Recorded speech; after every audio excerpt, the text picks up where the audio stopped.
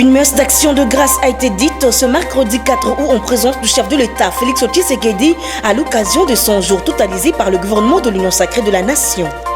337 députés nationaux ont voté pour la 5e fois de la prorogation de l'état de siège en Ituri et au Nord Kivu. Également, cette prorogation a été autorisée à la Chambre haute du Parlement. Au total, 78 sénateurs ont voté pour. Reprise ce mercredi 4 août sur toute l'étendue de la République de service par le médecin œuvrant dans les hôpitaux publics, cela après la signature de l'accord entre le gouvernement et les syndicats de médecins.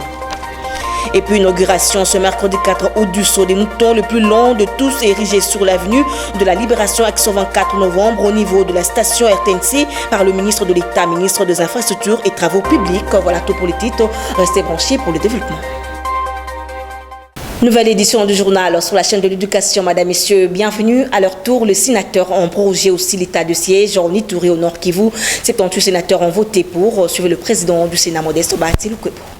Sur 80 participants à la séance plénière d'aujourd'hui, 78 sénateurs ont voté pour. 2 sénateurs ont voté contre.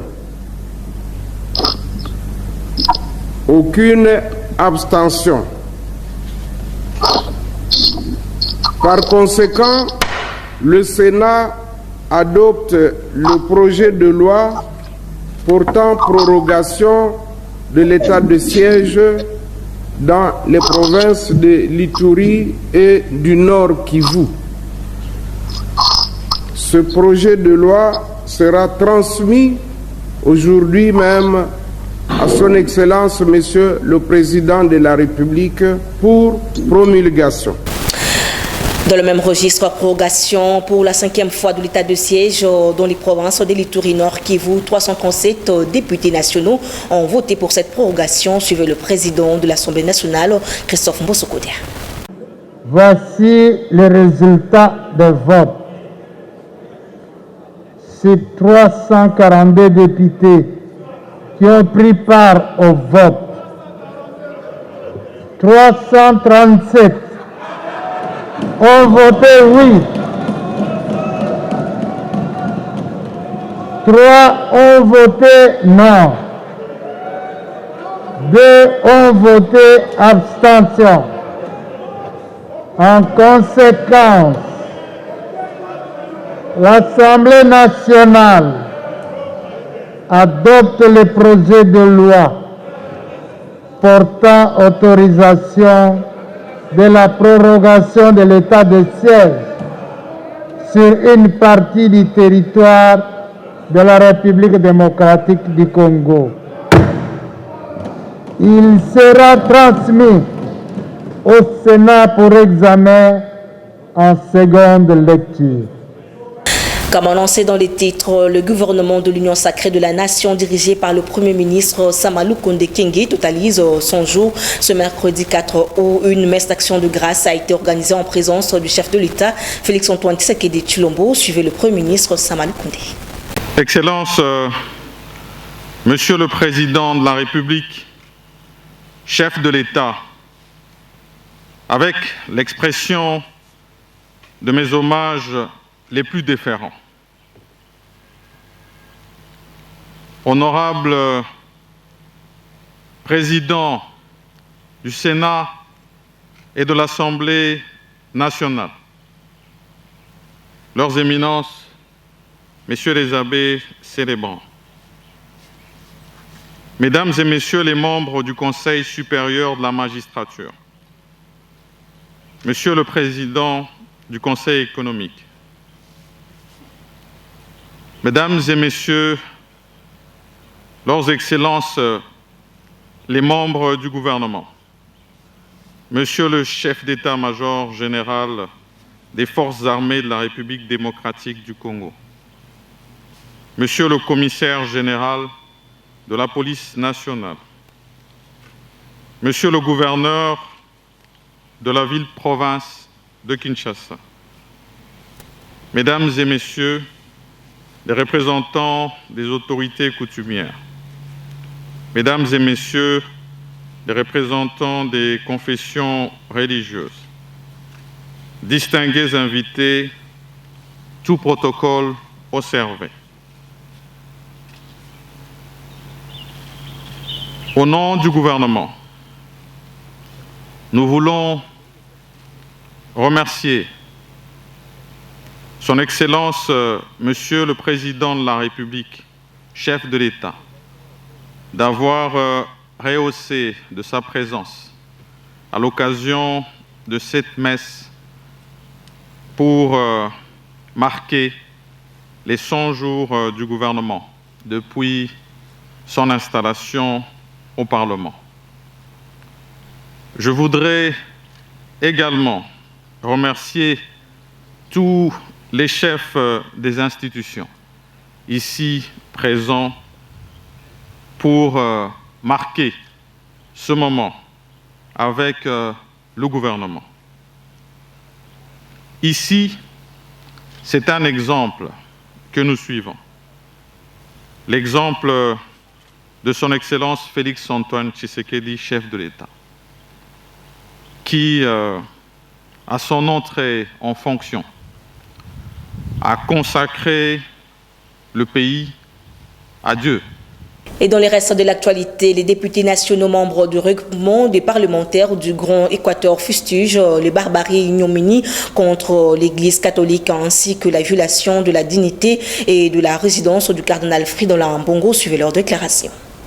Notre consternation et notre indignation unanime face aux actes barbares et ignobles, des menaces de mort, des insultes odieuses adressées contre son éminence, le cardinal Fridolin Ambongo Besungu, au centre Lindongue, son lieu de travail et sa résidence. Ce dimanche 1er août, portant ainsi atteinte à son intégrité physique et à sa dignité par des personnes non autrement identifiées. Condamnons avec la dernière énergie ces actes inadmissibles, visiblement planifiés et commandités par les ennemis de la tolérance et des principes élémentaires de la démocratie. 4. Rappelons à la communauté, tant nationale qu'internationale, que les députés nationaux du Grand Équateur ne toléreront plus ce genre d'actes odieux et inadmissibles dans un État qui se veut de droit. Mettons en garde ces apprentis sorciers qui sont en train de jouer avec le feu, fragilisant ainsi la cohésion nationale, gage de notre développement. 6.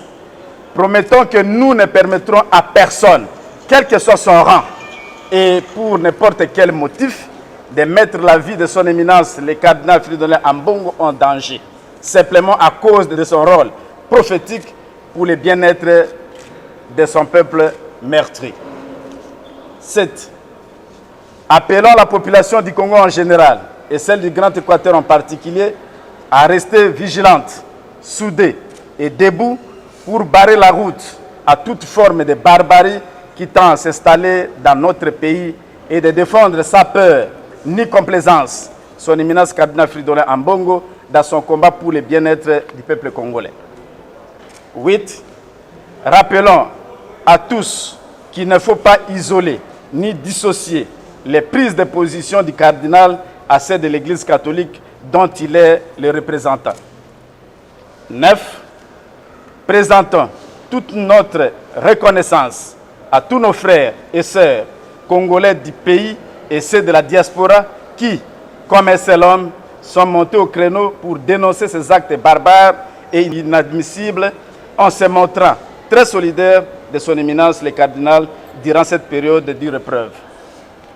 10. Enfin, rassurons son éminence le cardinal Fridolin Ambongo de notre inconditionnel soutien et nos habituelles prières qui l'accompagneront ses œuvres salvatrices. Jésus-Christ notre Seigneur, Fils de Dieu, était haï, méprisé, insulté, incompris à tort. Cela ne lui a pas empêché de gagner le combat pour la vérité et pour le bien. Aujourd'hui, tout genou fléchit devant lui. Nous disons ainsi à son éminence, le cardinal, de ne rien craindre et de continuer à jouer son rôle prophétique pour le bien du peuple congolais. Car dans ce noble combat, le bien dominera sur le mal. La lumière fera reculer les ténèbres. La vérité triomphera sur les mensonges. L'amour dissipera la haine et la paix vaincra la violence. Que vive la République démocratique du Congo, que vive les grands Équateurs, que vive son éminence Fridolin, cardinal Ambongo. Nous vous remercions. Toujours dans l'actualité, le ministre d'État des Infrastructures a procédé ce mercredi 4 août 2021 à l'inauguration de saut des moutons érigé sur l'avenue de la Libération, axe 24 novembre, au niveau de la station RTNC. Reportage de Chinel Pezo, Guillaume Mayamba et de nos stagiaires de l'ISIPA et IFASIC. Au cours de cette cérémonie, le directeur général de l'Office des voiries et drainage a présenté les fiches techniques et caractéristiques de ce saut des moutons tout en remerciant le chef de l'État pour cette initiative. Pour sa part, Gisaro Mouvouni Alexis, ministre d'État, ministre des Infrastructures et Travaux publics, a invité les Kinois à faire bon usage de cet ouvrage.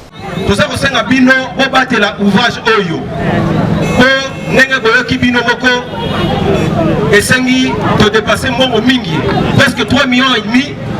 Na suka to comité na 4,5 millions.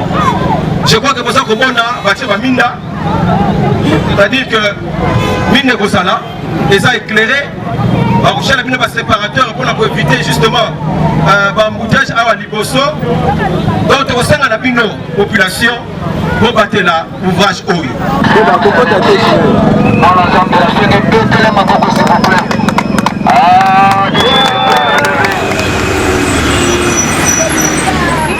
De leur côté, les chauffeurs ont exprimé leur satisfaction.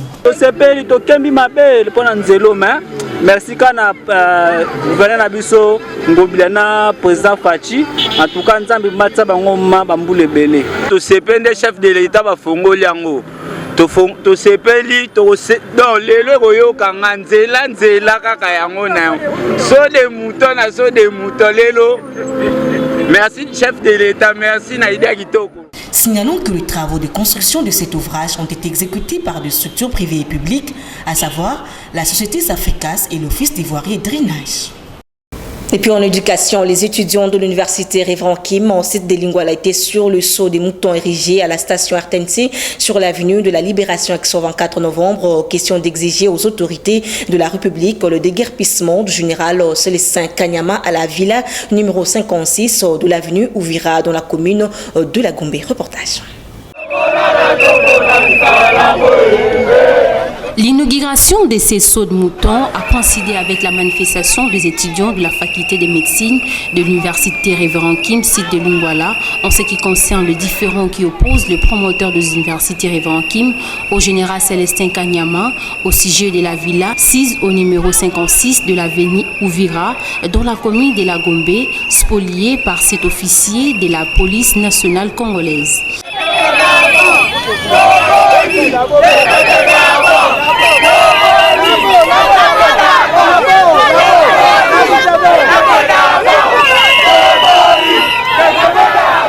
Ainsi, ce futur médecin exige des autorités de la République rien que le déguerpissement de Célestin Kanyama en vue d'y installer une clinique universitaire. Nous sommes en train de revendiquer comme nous l'avons dit. C'est reconnu déjà dans l'article 22-23 de la Constitution que nous avons le droit de revendiquer. Et nous sommes là sous une marche pacifique. Alors qu'est-ce que nous sommes en train de réclamer?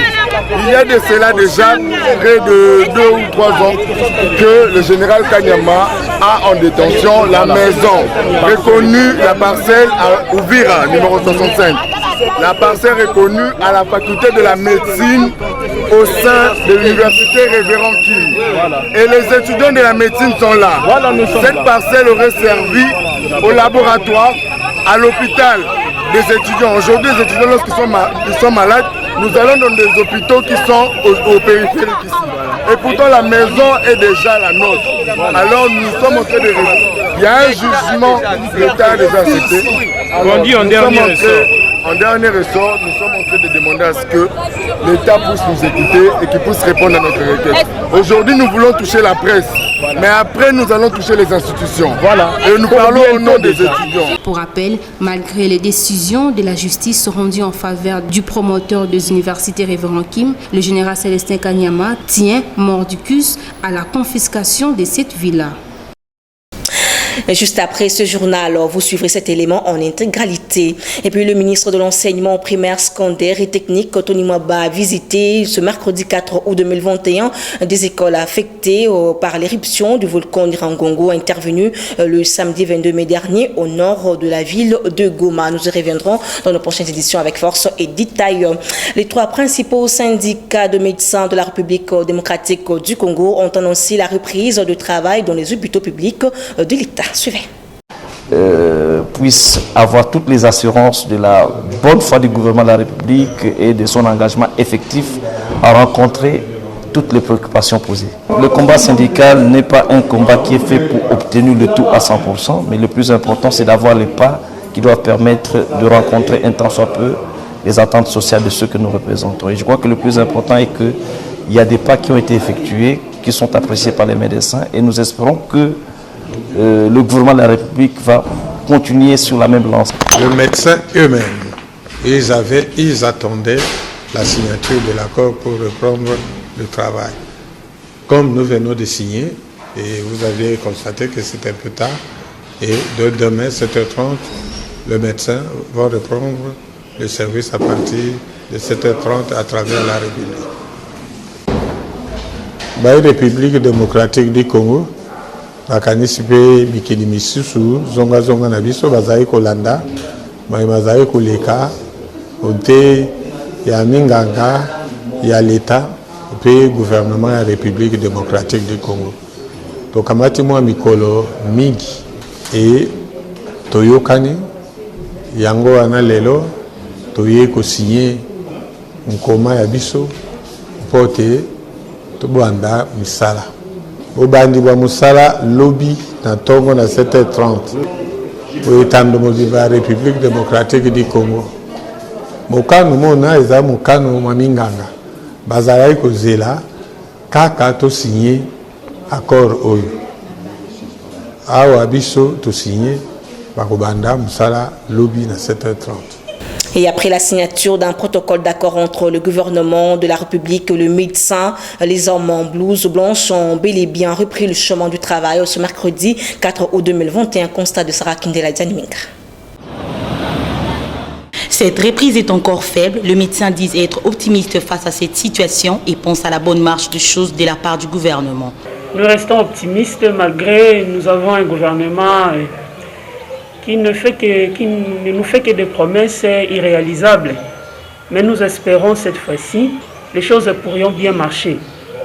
Et le travail a repris, et malgré l'ambiance de l'hôpital n'est pas comme d'habitude. Avec une ambiance pas à la hauteur pour cette première journée de reprise, ces médecins disent attendre les malades dans le prochain jour. La reprise d'aujourd'hui, à date d'aujourd'hui, bon, c'est psychologique aussi, hein? C'est pas du tic au tac. La population est informée de la reprise, ils viendront progressivement. Je pense que l'ambiance sera aussi bonne à partir de la semaine prochaine. Par ailleurs, dans certains hôpitaux de la capitale, la grève est effectivement maintenue, entre autres l'hôpital pédiatrique de Kalembe-Lembe, où tout est fermé, voire même l'absence de malades dans cet établissement. Rappelons que les médecins des hôpitaux publics étaient en grève depuis le 12 juillet dernier, réclamant l'actualisation du projet d'ordonnance présidentielle de promotion ou de grade de médecins, résidents, chefs des cliniques et généraux, l'admission de nouvelles unités sous statut et de médecins matriculés mais non payés. Et qu'est-ce qu'il faut comprendre en ce qui concerne la consommation abusive d'alcool? Tentative de réponse dans cet élément réalisé par nos stagiaires de l'IFASIC. La consommation abusive d'alcool est aujourd'hui la base de plusieurs maladies et crimes dans la capitale congolaise. Cette consommation excessive a une conséquence directe au niveau des reins si la personne ne se nourrit pas suffisamment. Pour Placide Mouyandi, médecin généraliste, ces boissons liqueurs traumatisent et rendent inconscientes certaines personnes, ce qui leur pousse à commettre des forfaits, notamment les viols, les banditismes ainsi que la dégradation de la santé. Quand quelqu'un consomme de l'alcool, il y a des conséquences directes au niveau des reins. Parce que les reins, c'est l'organe qui s'occupe de la filtration de tous les déchets dans le corps. Or, quand vous consommez de l'alcool, les reins est exposé à faire plusieurs, on dit bien 10 fois plus l'effort que les reins fournissent pour filtrer de l'eau, par exemple. Et donc, quand vous donnez ce travail-là aux reins, chaque fois que vous consommez de l'alcool, les reins fournissent beaucoup d'efforts et donc tu auras un rein qui travaille beaucoup plus par rapport à la normale. Donc on pense que si la personne est bien alimentée, il y aura moins de conséquences. Pour consommer alcool, na melanga minité, na melanga moi ni balé, moi moko. Pour cela meli mingi, moi ça la rend tout passe. Yango nga na préférence la melata moko ni.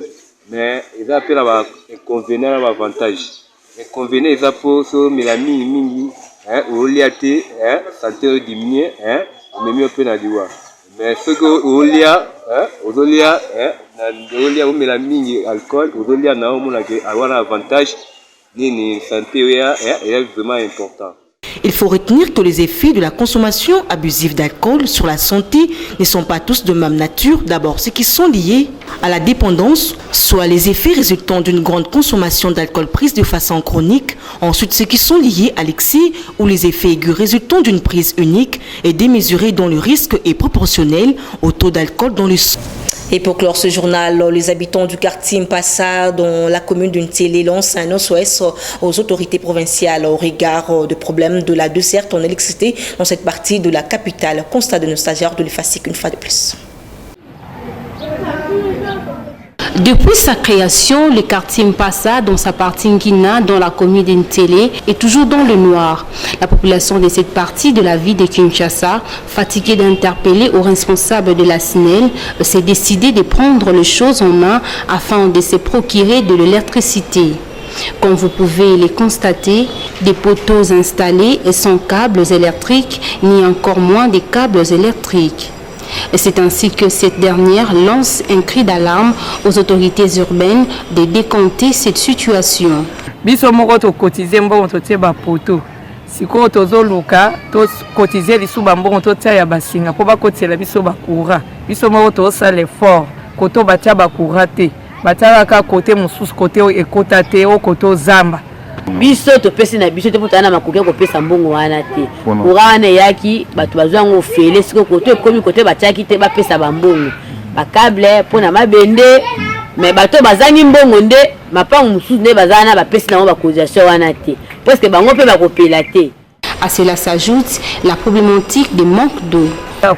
Ba mususu na tongo zwaki sanfate ya kutoka ero safu emonani okozela ti 16h 17h bafungoli mai.